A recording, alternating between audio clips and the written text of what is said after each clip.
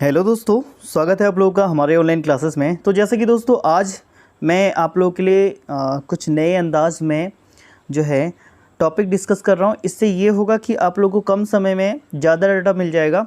अगर आप लोगों को इस तरीके से वीडियो बनाना सही लगता है, अगर आप लोग इस प्रकार से कंफर्टेबल समझ रहे हैं, तो मैं आगे के टॉपिक्स आप लोगों को इसी प्रकार से बना के देता हूँ, अगर आप लोग मुझसे कहें। चलिए दोस्तों, तो स्टार्ट करते हैं आज आप लोगों का वैल्यूएशन ऑफ शेयर। दोस्तों हमने जो है कॉर्पोरेट अकाउंटिंग स्टार्ट किया था, जहाँ पे अब हमारा जो अगला टॉपिक मैंने ले रखा है वो ले रखा है वैल्यूएशन ऑफ शेयर। आप लोग देख सकते हैं वैल्यूएशन ऑफ शेयर, या फिर हम बात करें अंशों का मूल्यांकन, जिसे हम लोग हिंदी में बोलते हैं अंशों का मूल्यांकन। अब अंशों का मूल्यांकन क्या होता है या वैल्यूएशन ऑफ शेयर क्या होता है, इसको हम लोग अच्छे से समझते हैं। देखिए, सबसे पहले तो हमें एक टर्म्स याद रखनी है। इन दोनों में अब अगर आप लोग देखेंगे, ये क्या बोल रहा है, वैल्यूएशन यानी मूल्यांकन। तो दोस्तों मूल्यांकन या वैल्यूएशन से मतलब होता है कि जब भी हम लोग किसी भी चीज़ की अगर हम लोग मूल्यांकन करें या वैल्यूएशन करें, तो उसकी एक्चुअल में जो वैल्यू है प्रेजेंट टाइम पे उसकी क्या वैल्यू है, उसको हम लोग क्या करते हैं, मूल्यांकित करते हैं। यानी प्रेजेंट टाइम पे एट ए टाइम पे वो क्या है उसको हम लोग मूल्यांकित करते हैं। अब बात करते हैं जनरली, मैंने एक यह वाला पॉइंट लिखा है, आप लोग देख सकते हैं, the process of known the value of company share. तो दोस्तों यहाँ पे बात किसकी चल रही है, शेयर की बात चल रही है। तो जनरली हम लोग ये कैसी है, ये एक प्रोसेस है किसको जानने की, वैल्यू ऑफ कंपनीज पर शेयर, या फिर बात करें शेयर को, कंपनी के शेयर को पर शेयर को जानने की एक क्या है, मेथड है, ये एक प्रोसेस है। तो जनरली हम लोग ऐसा करते क्यों हैं, तो हम अगला पॉइंट है हमारा, what are the need for the valuation of share, यानी हमें क्या ज़रूरत है इस वैल्यूएशन ऑफ शेयर करने की, शेयर की। तो हम लोग जानेंगे सबसे पहले वन बाय वन करके। मैंने कुछ पॉइंट लिखे हैं ढूंढ के, जो कि आप लोग के वैल्यूएशन के लिए रिक्वायरमेंट है, यानी वैल्यूएशन हम क्यों कर रहे हैं जनरली, वो हम लोग जान पाएंगे। तो सबसे पहले में जो पॉइंट है हमारा, ओरिजिनल वैल्यू ऑफ शेयर, यानी हम लोग जो भी वैल्यू का जो शेयर की प्रेजेंट टाइम पे जो वैल्यू है, मार्केट प्राइस से लेना देना नहीं है। जो भी शेयर की आज की डेट में क्या वैल्यू होगी, इन फ्यूचर में क्या वैल्यू होगी, हम मेनली बात करेंगे उसकी।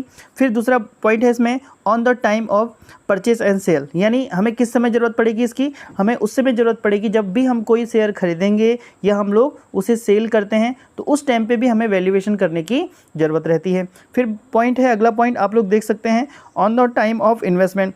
तो दोस्तों जब भी हम लोग कोई नए शेयर इशू करने में कोई इन्वेस्टमेंट करें, तो वहाँ पर को भी हमें किसकी ज़रूरत पड़ेगी, वैल्यूएशन ऑफ शेयर की पड़ेगी। तो आखिर बहुत से पॉइंट टर्म्स हैं जहाँ पर को हमें वैल्यूएशन ऑफ शेयर की ज़रूरत पड़ती है। जैसे कि दोस्तों बात करते हैं on the time of amalgamation. Amalgamation का मतलब होता है जब भी हम कोई दो कंपनीज़ मिलती हैं आपस में, तो उसे हम लोग क्या कहते हैं, एमलगमेशन कहते हैं। तो एमलगमेशन जैसे बात कर सकते हैं रिकन्स्ट्रक्शन या डिसोल्यूशन ऑफ फर्म भी बोल सकते हैं, या वाइंड अप हमारी जो कंपनी हो रही हो, तो उस समय हमें ज़रूरत पड़ती है किसकी, वैल्यूएशन ऑफ शेयर की। अगला पॉइंट और भी है, जैसे मर्जर, वही पॉइंट आ गया, मर्जर के टाइम पे भी, या जब हम लोग कन्वर्ट करते हैं शेयर को, यानी जब हम लोग प्रेफरेंस शेयर को शेयर में कन्वर्ट करते हैं। तो यहाँ पर को आप लोगों ने देखा होगा, जब हम लोग कन्वर्ट करेंगे शेयर में, चाहे आप डिबेंचर को भी शेयर में करें या फिर बात करें प्रेफरेंस शेयर को भी इक्विटी शेयर में कन्वर्ट करें, तो उस समय भी हमें वैल्यूएशन ऑफ शेयर की ज़रूरत पड़ती है। फिर हम बात करते हैं अगले लास्ट पॉइंट की, यहाँ पर को देख सकते हैं आप लोग, इशू ऑफ बोनस शेयर और राइट शेयर। जब भी हम लोग बोनस शेयर इशू करें या राइट शेयर इशू करें, तो उस समय भी हम लोगों को जो है वैल्यूएशन की ज़रूरत पड़ती है शेयर की। तो दोस्तों ये ओवरऑल जनरली कुछ फैक्ट, इसके अलावा भी और भी फैक्ट हैं। जनरली ये फैक्ट होते हैं जहाँ से आप लोग के एग्जाम में पॉइंट बन सकते हैं कि कौन सा वैल्यूएशन में रिक्वायरमेंट है, कौन सा नहीं है। वैसे जब भी ये क्वेश्चन आएगा, ऑल ऑफ दिस, मैंने देखा है इस टाइप के जब भी क्वेश्चन आएंगे, 2-3 दिए होंगे और ऑल ऑफ दिस का आप लोगों के ऑप्शन मिल जाएगा। तो आप लोगों को समझ में आया कि जो भी हम लोग प्रेजेंट टाइम पे जो भी शेयर होता है उसकी वैल्यू क्या है, वही करने के लिए हम लोग क्या कर रहे हैं, वैल्यूएशन कर रहे हैं। इससे पहले हमने वैल्यूएशन ऑफ गुडविल पढ़ा था, तो गुडविल में भी हम लोग क्या कर रहे थे, जान रहे थे कि एटलीस्ट जो गुडविल है उसकी एक्चुअल वैल्यू क्या होगी, या इन फ्यूचर में उसकी वैल्यू क्या होगी, तो वही हम लोग जानेंगे। तो वैल्यूएशन भी वही करता है कि आज की डेट में क्या वैल्यू है या इन फ्यूचर में क्या वैल्यू रहेगी हमारे शेयर की, तो उसी का अंदाज़ा लगाने के लिए हम लोग क्या करते हैं, वैल्यूएशन करते हैं। चलिए अगले पॉइंट को देख लेते हैं। अगला पॉइंट है आप लोगों का,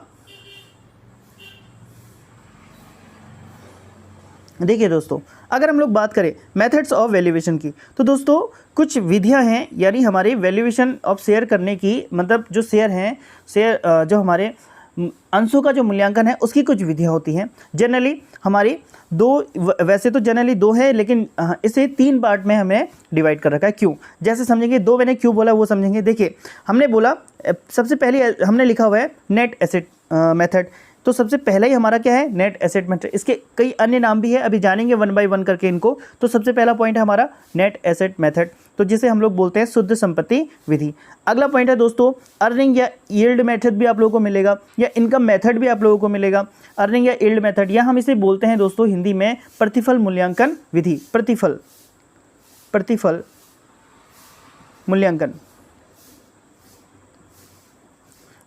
मूल्यांकन विधि हम लोग इसे बोल सकते हैं। तो दोस्तों आप लोग देख सकते हैं, तो हमारी ये मेनली तो दो हैं। फिर उसके बाद अगली जो हमारी मेथड है फेयर वैल्यू मेथड।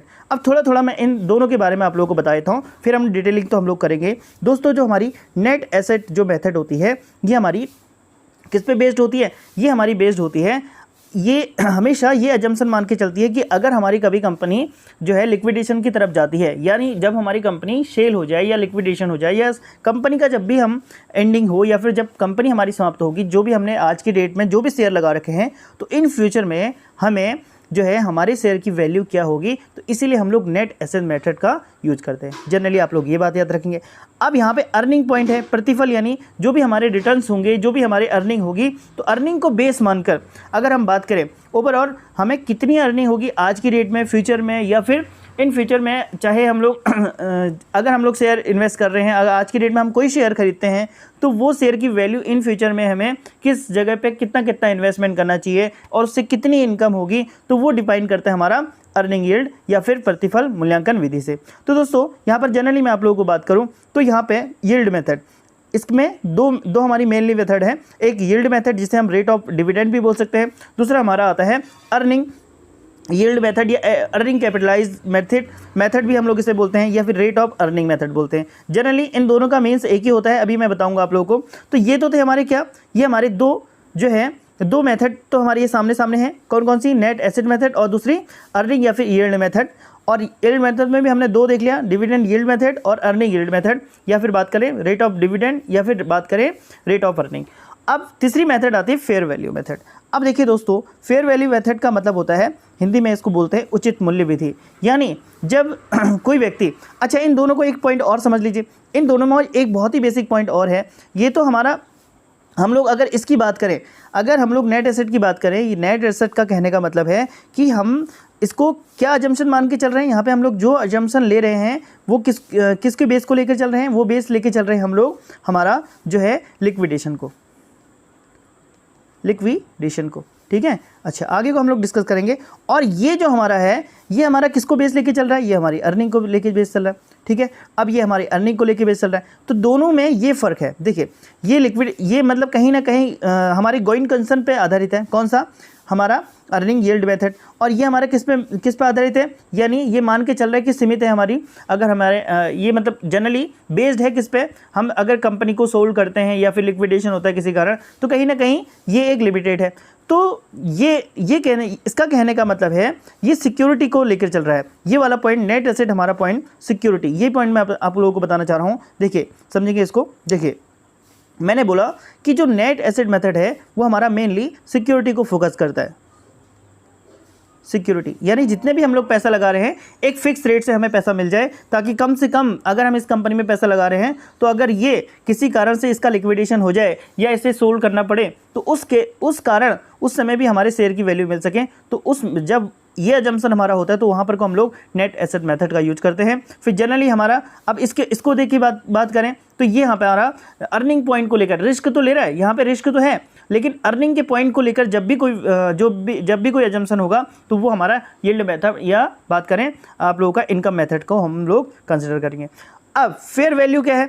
ये दोनों का कॉम्बिनेशन है दोस्तों, दोनों का। अब दोनों का मतलब क्या है? यहाँ पर आप लोग देखेंगे जो हमारी फेयर वैल्यू है, फेयर वैल्यू का मतलब है यहाँ पर जो हमारी फेयर वैल्यू होगी उचित मूल्य विधि, तो यहाँ पर को जो भी हमारा नेट एसेट मेथड प्लस हमारा यील्ड मेथड और डिवाइडेड बाय 2 टू। अगर हम लोग करते हैं ये दोनों का कॉम्बिनेशन है। अगर हम बात करें जो फेयर वैल्यू है ये कॉम्बिनेशन है इसका भी और ये कॉम्बिनेशन है इसका भी, तो दोनों का कॉम्बिनेशन हमारा क्या है, फेयर वैल्यू। ये यहाँ पे को आप लोगों को सिक्योरिटी भी मिलेगी और यहाँ पे को आप लोगों को अर्निंग, यानी दोनों पॉइंट को लेके तो जनरली दोस्तों हम लोगों ने जान लिया कि जो हमारी वैल्यूएशन की जितनी भी मेथड्स हैं, जो मेथड्स हैं इनमें हम लोग देख रहे हैं नेट एसेट मेथड, हमने बोला अर्निंग यील्ड मेथड या फिर बात करें यील्ड मेथड और फेयर वैल्यू मेथड। तो ये तीनों को हम लोगों ने सही से जान लिया है कि अब हम इन्हें वन बाय वन करके और डिटेलिंग जानेंगे इनकी कि नेट एसेट मेथड और क्या है, इसके कई अन्य नाम हैं, या फिर हम बात करें यील्ड मेथड क्या है, इनके जो है रेट ऑफ डिविडेंड और रेट ऑफ अर्निंग, इनको भी जानेंगे। तो जहाँ तक अभी हमने जाना इसको ओवरऑल अगर हम लोग समझें कि नेट एसेट मेथड जो आपकी होती है वो मेनली बात करती है किस पे, सिक्योरिटी पे। और ये यील्ड मेथड हमारी क्या कहती है, ये हमारी अर्निंग पॉइंट को लेकर होती है, यानी बेस ऑफ अर्निंग भी बोल सकते हैं, अर्निंग पॉइंट को लेकर। तो अगर हम लोग देखें, हो सकता है कि क्वेश्चन आप लोगों से पूछे। अब बात करिए हमने जो अर्निंग यील्ड मेथड है इसका जो बेस्ड है हमारा, ये बेस्ड ऑन किस पे है, गोइंग कंसर्न पे आधारित है। ये एबिलिटी फॉर ऑफ प्रॉफिट पर शेयर, यानी ये एबिलिटी पर जो हमारा शेयर है उसकी प्रॉफिट पर ध्यान देती है। फिर हमारा जो अगला पॉइंट है वो देख सकते हैं आप लोग कि यहाँ पे बोलता है कि earning of company related to investment, यानी जो भी आज की रेट में इन्वेस्टमेंट होगा तो यहाँ पर कोई इन्वेस्टमेंट को ध्यान में रखते हुए ही हमारा यील्ड मेथड है। यानी यहाँ पर को हम लोग जितना भी इन्वेस्टमेंट करेंगे उसका जो अर्निंग के पॉइंट ऑफ व्यू से हम लोग देखेंगे कि कितना कितना हमारे पास अर्निंग हो सकती है, उतना हम लोग उस हिसाब से हम लोग इन्वेस्टमेंट करेंगे। तो चलिए वन बाय वन करके हम लोग इन मेथड्स को देख लेते हैं।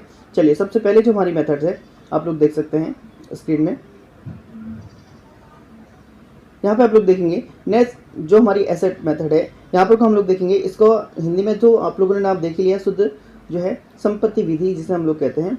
और इसके बगल में मैंने लिखा हुआ है assumption on sale of company, यानी जब कंपनी का लिक्विडेशन होता है, यहाँ ये मान के चलते हैं, ये मेथड ही किस पे आधारित है, यानी जब कंपनी का क्या होता है, या हम ये मान के चले कि लिक्विडेशन हो जाए या किसी कारण से हमारी कंपनी बंद हो जाए, तो उस केसेस में हमारे पास जो हमारी वैल्यू होगी शेयर की वो कितनी मिलेगी और किस आधार पर मिलेगी, तो उसी को बेस मानकर हम लोग इसे ये हमारी मेथड्स हैं या फिर ये हमारी विधि है, इसी को बेस मानकर रहते हैं। अब देखो इसको कई नामों से जाना जाता है। अब आप लोगों से यहाँ पे क्वेश्चन पूछा जा सकता है कि भाई हो सकता है कि डायरेक्टली नेट एसेट मेथड ना बोले, जो सबसे फेमस नाम है वो है इसका क्या, इंट्रिंसिक वैल्यू मेथड। तो आप लोग याद रखिए जो सबसे फेमस नाम है इसका इंट्रिंसिक वैल्यू मेथड। अब ये क्या है इसको अच्छे से समझते हैं। फिर अगला पॉइंट है ब्रेकअप वैल्यू मेथड, इसको इस नाम से भी जानते हैं, बुक वैल्यू मेथड इस नाम से भी जानते हैं, नेटवर्थ मेथड भी बोलते हैं, कैपिटल वैल्यूएशन मेथड भी बोलते हैं। तो कई नाम है इसके जो आप लोग याद रखेंगे, नोट कर लेंगे। हो सकता है डायरेक्टली ये मैं ना पूछ के आप लोगों से इस प्रकार से पूछ लें। और पॉइंट जनरली ये लिखा हुआ है, if company is to be liquidated then how much per share will be refunded to the equity share holder, यानी जब भी कंपनी लिक्विडेटेड होगी तो उस समय कितना पैसा मिलेगा पर शेयर जो पर शेयर होंगे इक्विटी शेयर होल्डर को, यही बेस होता है किसका, हमारा नेट एसेट वैल्यू या फिर बात करें इंट्रिंसिक वैल्यू मेथड। अब देखिए दोस्तों यहाँ से ये तीनों मेथड्स को देख के ना आप लोगों को यहाँ पर अब बात करें तो ये यहाँ पे फॉर्मूला बेस आप लोगों के क्वेश्चन आते हैं, यानी फॉर्मूला पूछ सकता है या इस पर आधारित छोटे छोटे क्वेश्चन आप लोगों से पूछ सकता है। तो देखिए जनरली यहाँ पे वैल्यू ईच इक्विटी शेयर, जो हमारा पर शेयर वैल्यू होगी इक्विटी शेयर की, उसका जो फॉर्मूला है वो क्या है उसको हम लोग समझेंगे। यहाँ पे बोला है कि जितनी भी हमारी नेट एसेट होती है, नेट एसेट मतलब दोस्तों नेट एसेट को हम लोग और चीज़ों से भी जान सकते हैं, जैसे हम लोग बोल सकते हैं नेटवर्थ, ठीक है, आप लोग याद रखेंगे, कैपिटल एम्प्लॉयड हम लोग बोल सकते हैं इसको। तो कई नाम है और उसको डिवाइड करेंगे नंबर ऑफ इक्विटी शेयर से। तो हम लोगों ने देखा कि value of each equity share को हम लोग इस प्रकार से हम लोग देख सकते हैं। अब देखिए अब हम लोग बात करते हैं कि वन बाय वन करके जान लेते हैं कि नेट एसेट क्या होती है। नेट एसेट हमारी वो होती है जब हम लोग realization value of all asset, यहाँ पे ऑल एसेट से क्या मतलब है अभी मैं बात करते हैं, फिर माइनस हम करते हैं क्या, आउटसाइडिंग जो हमारी आउटसाइड लायबिलिटी होती है, एक्सटर्नल लायबिलिटी भी हम लोग यहाँ पे बोल सकते हैं। दोस्तों यहाँ पे ऑल एसेट आप लोग देख सकते हैं, यहाँ पे मैंने ये स्पेशली एक पॉइंट लिखा हुआ है फिक्टिशियस एसेट। तो यहाँ पर कुछ जो फिक्टिशियस एसेट होती है उसको हम जो है एसेट में यूज नहीं करते, ऑल एसेट में यूज नहीं होगा, वो आपको लेस करना पड़ेगा वहाँ पे, तो याद रखेंगे आप लोग। बाकी आउटसाइड लायबिलिटी क्या होती है उसको भी समझ लीजिए। आउटसाइड लायबिलिटी का मतलब है यहाँ पे जो भी हमारे, चलिए एक मिनट, अच्छा आउटसाइड लायबिलिटी क्या हमारी, चलिए एक मिनट, चलिए तो हम लोग बात कर रहे थे किसकी, नेट एसेट हम लोगों ने जान लिया है कि जितनी भी realization value of all asset की होती है उसमें से हम लोग आउटसाइड लाइबिलिटी, यहाँ पे मैंने फुल फॉर्म लिखी है, आउटसाइड लाइबिलिटी को अगर हम लोग लेस करते हैं तो हमारे पास क्या निकल जाती है, नेट एसेट। लेकिन इस ऑल एसेट में आप लोगों को किसको कंसिडर नहीं करना है, फिक्टिशियस जो भी हमारी एसेट होती हैं उनको कंसिडर नहीं करना है। जितने भी हमारे यहाँ जो हमारी इंटेंजिबल एसेट होगी उसे हम लोग कंसिडर करेंगे, याद रखेंगे। अब देखिए भाई, आउटसाइडर लाइबिलिटी में कौन कौन सी चीज़ें हैं, मेनली हम लोग उसे जान लेते हैं। आउटसाइडर लाइबिलिटी एक जनरली जो हमारी ऑल लाइबिलिटी होती है, बैंक हो गए, जो हमारे जो छोटे मोटे जितने भी हमारे लोन्स हो गए वो सभी हमारे क्या हैं, वो हमारी आउटसाइडर लाइबिलिटी है। और दूसरा प्रेफरेंस शेयर कैपिटल को जो हम लोग जो भी हमारे प्रेफरेंस शेयर कैपिटल होंगे उसको भी हम लोग लेस करते हैं, किसमें से, जो हमारा मतलब आउटसाइडर में हमारे वो सभी आ जाएंगे। प्रेफरेंस शेयर कैपिटल होल्डर जो हमारे होते हैं वो भी हमारे किस में आ जाएंगे, वो हमारे आउटसाइडर में आ जाएंगे। क्यों, आप लोगों को पता है, जो अगर हम यहाँ पर कुछ सिर्फ और सिर्फ बात करें कि इसकी नेट एसेट की, या हम इसे कैपिटल एम्प्लॉयड भी कहते हैं, थोड़ा सा आप याद रखना, जब भी हमारा कैपिटल एम्प्लॉयड आ जाए या नेट एसेट आ जाए तो नेट वर्थ आ जाए, एक नाम और आ जाता है इसका, हो सकता है कहीं आप लोगों को मिल जाए, नेट वर्थ, नेट वर्थ, तो नेट वर्थ आ जाए। इन सबको हम लोग क्या कहते हैं, नेट एसेट, नेट वर्थ या कैपिटल एम्प्लॉयड, ये सभी ओवरऑल क्या है, ये एक ही चीज़ है। और जब भी इसकी बात आती है, या इक्विटी शेयर भी हम लोग इसे बोल सकते हैं, इक्विटी शेयर भी हम लोग इसे बोल सकते हैं। तो इतने नाम है, आप लोग अच्छे से इसे याद रखेंगे। तो देखिए दोस्तों, आउटसाइडर में हम लोग जनरली किन किन चीज़ों को कंसिडर करेंगे, हम लोग बात कर रहे हैं ऑल जितनी भी लाइबिलिटीज़ हैं, और हमारे जो प्रेफरेंस शेयर कैपिटल होल्डर है वो भी, जो हमारे प्रेफरेंस शेयर कैपिटल है वो भी, और प्रपोज डिविडेंड अगर हमने कर रखा है तो उसे भी हम लोग लेस कर देंगे, तब जाके हमारे कैपिटल एम्प्लॉयड या फिर हम बात करें नेट एसेट हमारी सामने आ जाएगी।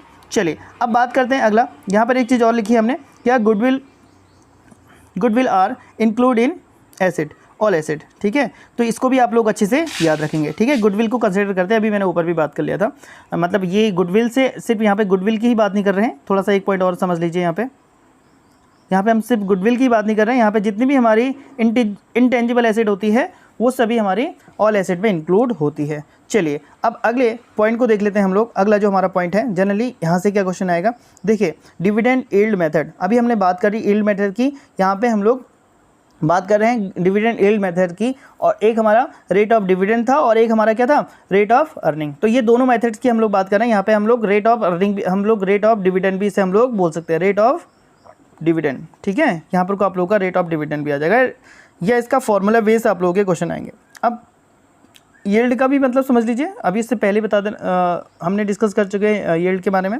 तो यील्ड मतलब होता है फ्यूचर प्रॉफिट, अगर जो भी हम लोग उसे कंसिडर कर रहे हैं, फ्यूचर प्रॉफिट जो भी हम लोग कंसिडर करेंगे उसे यील्ड मेथड हम लोग या यील्ड हम लोग बोलते हैं, ठीक है, याद रखेंगे।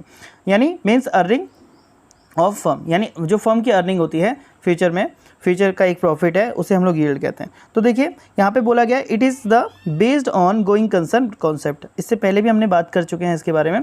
तो यहाँ पर कुछ जनरली हमारे कुछ फॉर्मूले हैं दोस्तों, वह इन्हीं फॉर्मूलों पे आधारित आप लोगों का क्वेश्चन बन जाता है। तो आप लोगों को अच्छे से ये समझना है और जानना है। देखिए ये जो फॉर्मूले हैं ये मैच करते हैं दोनों, जो हमारा रेट ऑफ डिविडेंड है, जो हमारा रेट ऑफ डिविडेंड है और रेट ऑफ अर्निंग है, दोनों हमारे एक ही जैसे फॉर्मूले हैं। वहाँ पर कुछ सिर्फ और सिर्फ चेंज हो जाएगा, यहाँ पे डिविडेंड आ जाता है, यहाँ पे अर्निंग आ जाती है, बाकी पूरा फॉर्मूला एक जैसा। अभी देखिए हम लोग बात करते हैं सब में।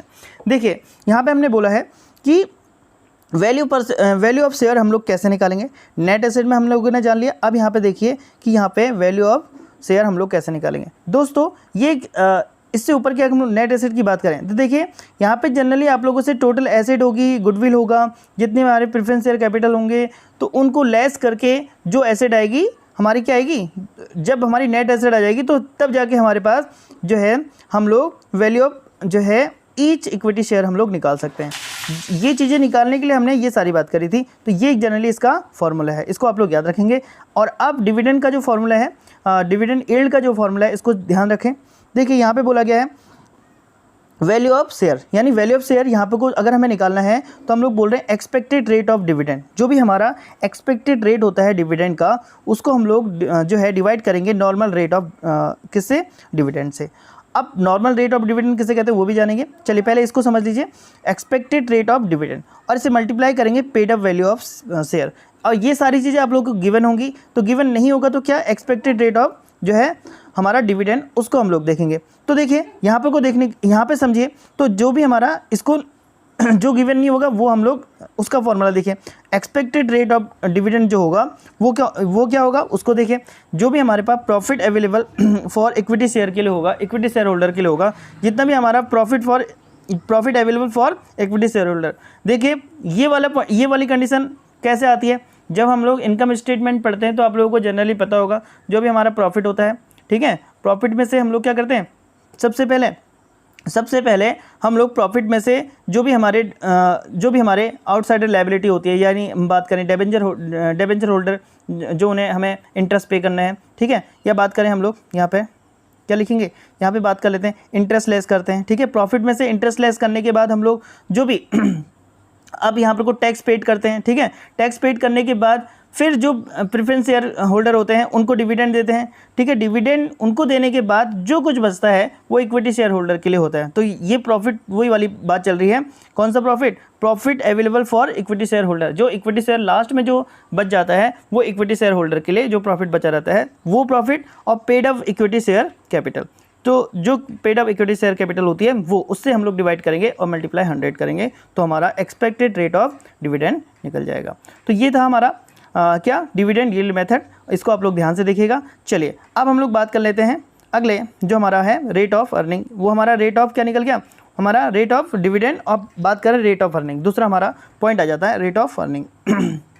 देखेंगे यहाँ पे, अब देखिए भाई यहाँ पे बोला गया है कि रेट ऑफ अर्निंग, तो ये बोलता है कि ये बेस्ड ऑन है proportion of income with capital employed. ये हमेशा जो अर्निंग की बात चल रही है ये किस के बीच का जो है रिलेशन है या बात करें रेशियो है। ये बोल रहा है जो हमारा इनकम है और किस इनकम, टोटल इनकम कितनी है, जो भी हमारी इनकम होगी, और कैपिटल एम्प्लॉयड, तो दोनों का प्रोपोर्शन है कि अगर हम लोग बात करें किस वैल्यू में हम लोग कितना।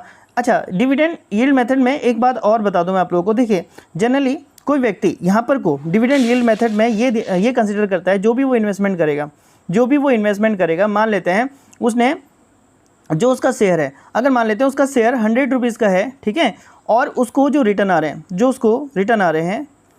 उसको रिटर्न आ रहे हैं अभी नॉर्मली जो रिटर्न आ रहे हैं 10 आ रहे हैं, ठीक है, 10 का उसको जो है 10% का रिटर्न आ रहा है। अगर वो अब ये एनालिसिस करेगा, अगर किसी कारण से अगर उसको 20% अगर अर्निंग हो रही है किसी इन्वेस्टमेंट से, ऐसे शेयरों में इन्वेस्ट करने से 20%, तो आप लोग देख सकते हैं वो जनरली 200 के इन्वेस्ट के बराबर उस जगह से अर्निंग कर सकता है। तो अर्निंग मेनली बेस्ड है किस पे, जो भी हमारा इन्वेस्टमेंट है, इन्वेस्टमेंट पे हमारा बेस्ड है कि हम लोग कहाँ पे शेयर को जो है जो इन्वेस्ट करें ताकि हमें एक अच्छा रिटर्न मिल सके। तो देखिए यहाँ पर को भी वही बात रखी गई है, जो भी अर्निंग है यहाँ पर को जनरली क्या बोल रहा है, यहाँ पे बोल रहा है based on proportion income with capital employ. जितना भी हम लोग कैपिटल एम्प्लॉय लगाएंगे वहाँ पे हमारा कितना अर्निंग होगी उसको बेस मानना है। अब देखिए अर्न इनकम किसे कहते हैं, इसको भी समझ लीजिए। अर्न इनकम वो इनकम होती है यहाँ पर को टोटल इनकम में से अगर हम लोग माइनस कर दें एक्सेस, फिर डिविडेंड पे ऐड कर दें या इंटरेस्ट ऑन डिबेंचर करें माइनस, ये सारे माइनस पॉइंट है। क्या टोटल इनकम में से हम लोग माइनस करेंगे टैक्सेस, उसमें से माइनस करेंगे डिविडेंड,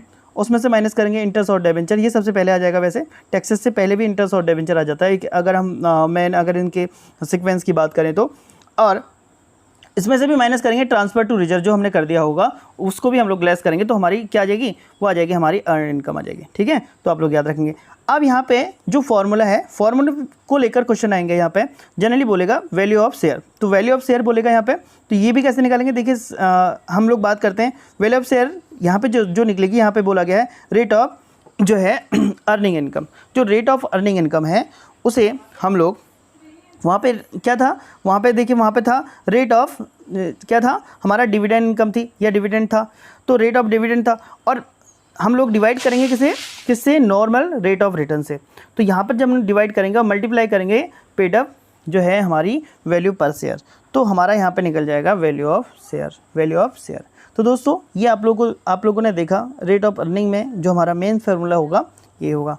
अब यहाँ पे हमें एक चीज़ और समझनी है, आप लोग देखेंगे यहाँ पे जो रेट ऑफ अर्निंग इनकम है ये कैसे निकलते हैं, इसका फॉर्मूला ये वहाँ पे गिवन नहीं होगा, इसको आपको अलग से निकालना पड़ेगा। तो इसके लिए भी फिर हम लोगों ने अलग से पॉइंट दे रखा है। यहाँ पे आप लोग देख सकते हैं रेट ऑफ अर्निंग इनकम। तो यहाँ पे बोला गया कि जो भी अर्निंग इनकम है, ठीक है, और उसको कैपिटल एम्प्लॉयड से जो भी उसको हम लोग कैपिटल एम्प्लॉयड से मल्टीप्लाई करेंगे तो हमारा क्या निकल जाएगा, वो निकल जाएगा, और मल्टीप्लाई करेंगे 100 से तो हमारा निकल जाएगा रेट ऑफ अर्निंग इनकम। तो यहाँ पे रेट ऑफ अर्निंग इनकम यहाँ से निकल जाएगी, और नॉर्मल रेट ऑफ रिटर्न जो भी दिया होगा वो गिवन होगा, मल्टीप्लाई पेड अप शेयर की वैल्यू भी आप लोगों को साथ में दी होगी। और कैपिटल एम्प्लॉयड क्या होता है, इससे पहले अभी हमने नेट एसेट और हमने बात करी नेट एसेट की बात करी, या हमने बात करी थी कैपिटल एम्प्लॉयड भी हमने वहीं पे जान लिया। तो कैपिटल एम्प्लॉयड इससे पहले भी बता चुके हैं। तो देखिए टोटल एसेट में से माइनस करेंगे और जो है एक्सटर्नल लायबिलिटी या आउटसाइडर लायबिलिटी, तो हमारी क्या निकल जाती है, कैपिटल एम्प्लॉयड निकल जाती है। तो यहाँ पर हम लोगों ने जाना ये दो हमारे मेनली बेस्ड हैं, कौन कौन से,